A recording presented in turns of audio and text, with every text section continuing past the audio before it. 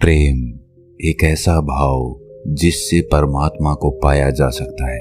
भगवान गौतम बुद्ध ने पूरी दुनिया को प्रेम का संदेश दिया कि प्रेम से आप पूरी दुनिया को जीत सकते हैं। बुद्ध कहते हैं कि प्रेम से घृणा को भी जीता जा सकता है।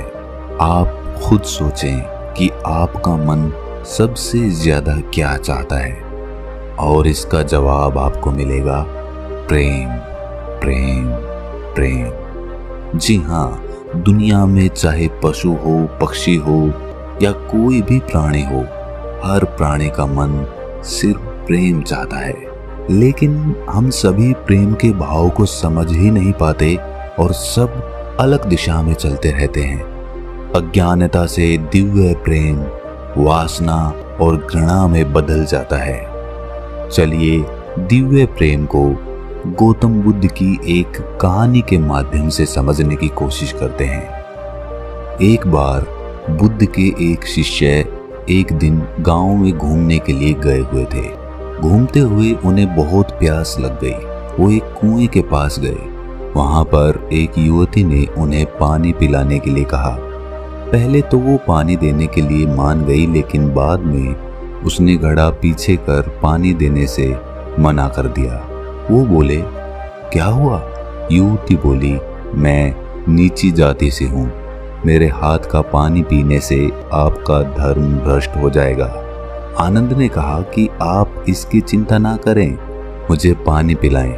पानी पिलाना तो पुण्य का काम होता है। हमारे गुरु बुद्ध कहते हैं कि इस धरती पर कोई ऊंच नीच नहीं होती, सब समान होते हैं। ये सुनकर वो युवती बेहद खुश हो गई और उन्हें पानी पिलाया। उसके बाद वो युवती वहां से चली गई। वो रास्ते भर आनंद के बारे में ही सोचती रही। उसे उनकी सोच बहुत पसंद आई। आनंद देखने में भी बहुत सुंदर थे। कोई भी उन पर आसानी से मोहित हो जाता। वो युवती भी आनंद पर मोहित हो गई। वो रोज कुएं के पास उनका इंतजार करती। आनंद रोज उस कुएं के पास से जाते तो वही युवती उन्हें पानी पिलाती। अब तक उसे बस उन्हें जी भर देखने की इच्छा थी, लेकिन अब वो इच्छा बढ़ रही थी। एक दिन आनंद नहीं आए।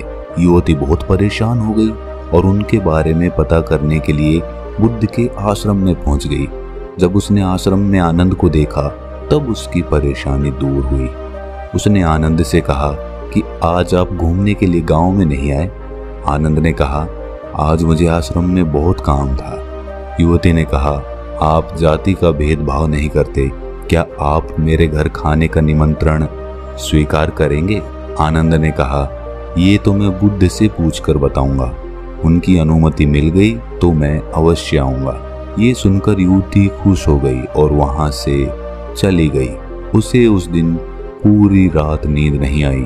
उसे लगा कि आनंद भी उसे प्रेम करता है, इसीलिए वो उसके घर खाने पर आ रहे हैं। अगले दिन आनंद बुद्ध से अनुमति लेकर उस युवती के घर गए। युवती ने उनके लिए अलग अलग तरह के पकवान बनाए थे। उन्होंने उसे बड़े प्रेम से ग्रहण किया। उसके बाद युवती ने आनंद से कहा, अगर आप ऊंची नीची जाति का भेदभाव नहीं करते हैं तो क्या मैं आपसे अपने मन की बात कर सकती हूँ? आनंद ने कहा, हाँ जरूर बोलो। युवती ने कहा, मैं आपसे प्रेम करने लगी हूँ, आपसे शादी करना चाहती हूँ। क्या आप मुझसे शादी करेंगे? आनंद ने ये सुनकर कहा कि प्रेम करना कोई गलत बात नहीं है। प्रेम तो हर किसी को करना चाहिए, लेकिन मैं आपसे विवाह नहीं कर सकता। मैं एक सन्यासी हूँ। मेरे जीवन का लक्ष्य विवाह करना नहीं है। मैं केवल बुद्ध की सेवा करना चाहता हूँ। युवती ने कहा, मैं आपको बुद्ध की सेवा करने से नहीं रोकूंगी, बल्कि आपके साथ मैं भी उनकी सेवा करूंगी। आनंद ने कहा, जो तुम सोच रही हो वो नहीं हो सकता है। और ये कहकर वो वहां से उठकर चले गए। अब वही प्रेम युवती के लिए पीड़ा का कारण बन गया। वो हर कीमत पर आनंद को पाना चाहती थी। जब ये बात युवती की माँ को पता चली तो उसने एक उपाय सोचा। उसने अपनी बेटी से कहा, तुम अपनी माँ पर भरोसा रखो, आनंद तुम्हारा ही होगा। तुम उसे फिर से खाने पर बुलाओ। मैं उसके खाने में बेहोशी की दवा मिला दूंगी, उसके बाद तुम उससे गंधर्व विवाह कर लेना। युवती ने कहा, क्या ये सही रहेगा माँ? उसकी माँ ने कहा, प्रेम में सही और गलत नहीं होता। अगले दिन युवती फिर आनंद से मिलने गई और कहा, क्या आप मुझसे नाराज हैं? आनंद ने कहा, नहीं, मैं किसी से नाराज नहीं होता और आपने तो ऐसा कुछ किया भी नहीं कि मैं नाराज हो जाऊं। युवती ने कहा, तो ठीक है, फिर क्या आप दोबारा मेरे घर भोजन करने आएंगे? आनंद ने कहा, मैं बुद्ध से अनुमति लेकर अवश्य आऊंगा। अगले दिन आनंद युवती के यहाँ भोजन पर गए। उसने तरह तरह के भोजन आनंद को परोसे और उसमें एक बेहोशी की दवाई मिला दी। आनंद उसे खाते ही बेहोश हो गए। युवती की माता ने कहा, जाओ, अब तुम गंधर्व विवाह कर लो, मुझे ये ठीक नहीं लग रहा माँ। युवती की माँ कहती है, अरे सही गलत सोचोगी तो आनंद कभी नहीं मिलेगा। युवती अंदर गई और तैयार होकर बाहर आई। जैसे ही वो वरमाला लेकर आनंद के पास आई, उतने में ही आनंद की बेहोशी टूट गई और युवती को अपने समीप वरमाला के साथ देखा। युवती भी आनंद को इस तरह देखकर घबरा गई। आनंद ने युवती को खुद से दूर किया और बिना कुछ कहे वहां से उठकर चले गए। युवती कुछ भी नहीं कह पाई। उसने अपनी माँ से कहा कि आपके कारण मुझसे वो दूर हो गए हैं। मैं खुद को पापी समझ रही हूँ। मुझे ऐसा नहीं करना चाहिए था। मैंने बहुत बड़ा पाप कर दिया। अब तक वो मेरे हाथ से पानी तो पीते थे, लेकिन अब तो मेरा चेहरा तक नहीं देखेंगे।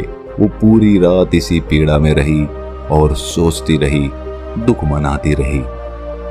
अगले दिन सुबह होते ही वो बुद्ध के आश्रम में पहुंच गई और बुद्ध से कहा कि मुझसे बहुत बड़ा पाप हो गया है, आप मुझे उस पाप की सजा दें।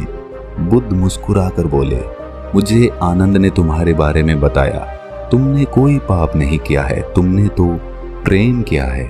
युवती बोली, लेकिन आनंद तो मुझसे प्रेम नहीं करते, अब तो वो मुझसे घृणा करेंगे।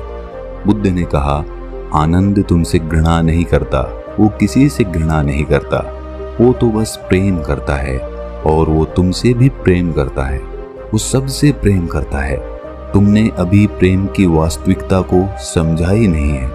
जो प्रेम करुणा लाए, आसपास शांति लाए, वही सच्चा और दिव्य प्रेम होता है।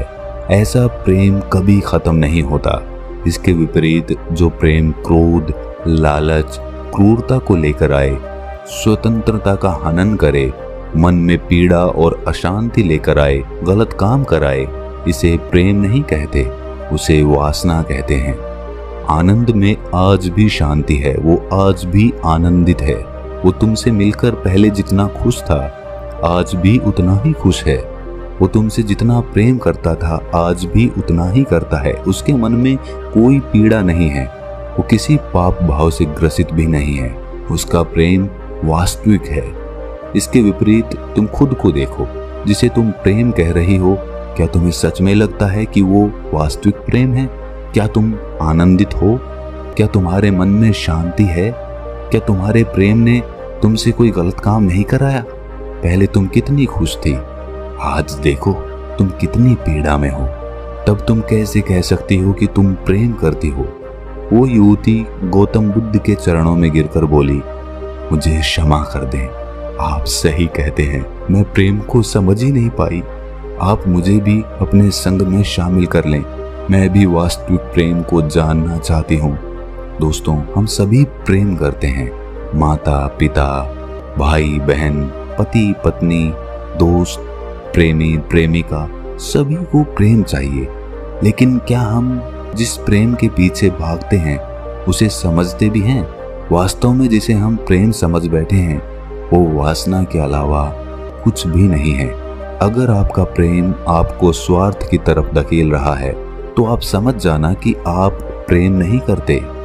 ये आपका कोई निजी स्वार्थ है जिसके कारण आप प्रेम का ढोंग कर रहे हैं। वास्तविक प्रेम लेना नहीं, देना सिखाता है और उसे देने में हमें हमेशा सकारात्मक ऊर्जा का अनुभव होगा। कहते हैं एक माँ अपने बच्चे से निस्वार्थ प्रेम करती है। वो अपने बच्चों के लिए सब सुख दुख हंसते हुए जीवन निकाल देती है, लेकिन उन्हें तकलीफ नहीं होने देती। लेकिन वही माँ क्या दूसरे के बच्चों को भी वही प्रेम दे सकती है? अगर हाँ, तो वही वास्तविक निस्वार्थ प्रेम है, और अगर नहीं तो वो लालच से जुड़ा हुआ है। उसे वास्तविक प्रेम नहीं कहा जा सकता। दिव्य प्रेम हर प्राणी के लिए, हर इंसान के लिए, हर जानवर के लिए, पेड़ पौधों के लिए बराबर होता है। वो किसी में कोई फर्क नहीं करता। और जो हमारा प्रेम होता है, जो वासना से परिपूर्ण होता है, वो प्राणियों में तो क्या, लोगों में भी भेद कर देता है। जैसे मैं उससे ज्यादा प्रेम करता हूँ, इससे कम प्रेम करता हूँ, नहीं, प्रेम तो हर जगह बराबर होता है। तो दिव्य प्रेम की क्या क्या साधनाएं होती हैं, आप मुझसे कमेंट सेक्शन में जरूर पूछें, और उस पर मैं हो सकता है एक अलग से वीडियो भी बनाऊं कि हम दिव्य प्रेम को अपने मन में कैसे जागृत कर सकते हैं। जी हाँ दोस्तों, इसकी भी साधनाएं होती हैं, और साधनाओं के माध्यम से हम दिव्य प्रेम अपने मन में जगा सकते हैं। अगर ये कथा आपको थोड़ी सी भी ज्ञानवर्धक लगी तो इसे अपने सगे संबंधियों, दोस्तों, मित्रों के साथ शेयर जरूर करें, और ऐसी ही कहानियां सुनने के लिए हमारे चैनल को सब्सक्राइब कर लें और नोटिफिकेशन बेल को प्रेस कर दें, ताकि जब भी हम कोई कहानी या कथा डालें तो आपको तुरंत पता चल जाए। तो मिलते हैं अगली कहानी में, तब तक के लिए अपना ख्याल रखें।